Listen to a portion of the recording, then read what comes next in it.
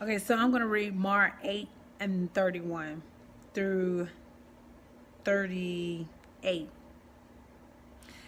Then Jesus began to teach his followers that the Son of Man must suffer many things. He taught that the Son of Man would not be accepted by the older Jewish leaders, the leading priests, and the teachers of the law. He said that the Son of Man must be killed and then raised from death after 3 days. Jesus told them everything that would happen. He did not keep anything a secret. Peter, Jesus' best friend, took Jesus away from the other followers to talk to him alone. Peter criticized him for saying these things, but Jesus turned and looked at his followers. Then he criticized Peter. He said to Peter, "Get away from me, Satan. You don't care about the things God does. You care only about the things people think that are important." So my sisters and my brothers, I tell you, sometimes it's your best friend. It's the person that's close to you, your prayer partner. Sometimes the enemy can use them to try to deter you from your mission and your plan.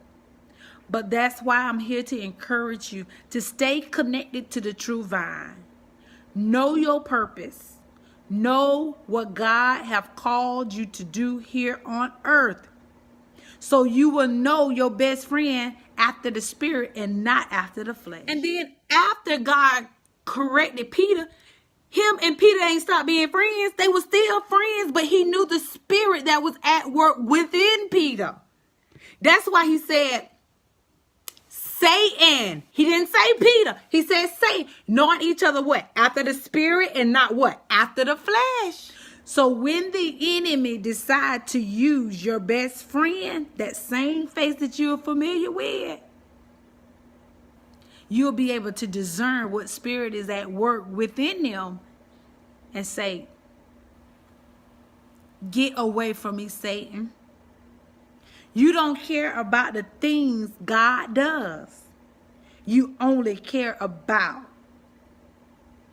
the things people think that are important." Sometimes you have to tell the hard truth to people. And sometimes your friend may pull you to the side and say, "You didn't have to say it like that." Well, why you had to say it like that? Because that's what was needed at that time. Verse 34. Then Jesus called the crowd and his followers to him. He said, "If any of you who want to be my follower must stop thinking about yourselves and what you want. You must be willing to carry the cross that is given to you for following me. Any of you who try to save the life you have will lose it. But you who give up your life for me and for the good news will save it. It is worth nothing for you to have the whole world if you yourselves are lost. You could never pay enough to buy back your life. Today, people are so sinful. They have not been faithful to God. As you live among them, don't be ashamed of me and my teaching. If that happens, I will be ashamed of you when I come with the glory of my Father and the holy angels." Be encouraged, my sisters. Stay on track. Continue to seek God's voice daily.